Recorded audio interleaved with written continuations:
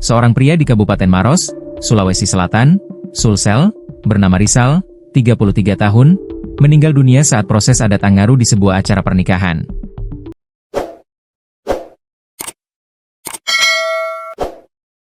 Rizal meninggal setelah tertusuk senjata tajam jenis badik. Peristiwa nahas itu terjadi di Kampung Bontorea, Desa Bontomait NE, Kecamatan Mandai, Rabu, 23 April 2025. Detik-detik tewasnya Rizal terekam dalam video amatir.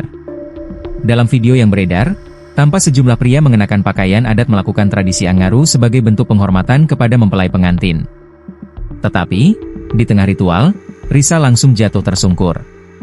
Sebab, badik yang dipegangnya justru menembus bagian kanan dadanya. Berbeda dengan peserta Angaru lain, tusukan tersebut fatal dan menyebabkan luka parah terhadap korban. Rizal sempat dilarikan ke rumah sakit, tetapi nyawanya tak tertolong.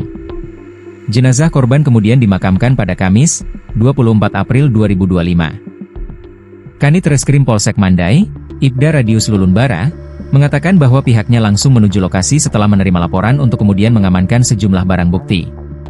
Setelah menerima laporan kami langsung melakukan olah tempat kejadian perkara, TKP, dan mengamankan sejumlah barang bukti, ujar Bara, dilansir tribun-timur.com.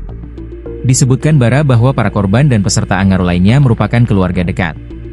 Bara lantas mengingatkan masyarakat agar lebih waspada dalam melestarikan tradisi, terutama yang melibatkan senjata tajam, demi mencegah insiden serupa terulang.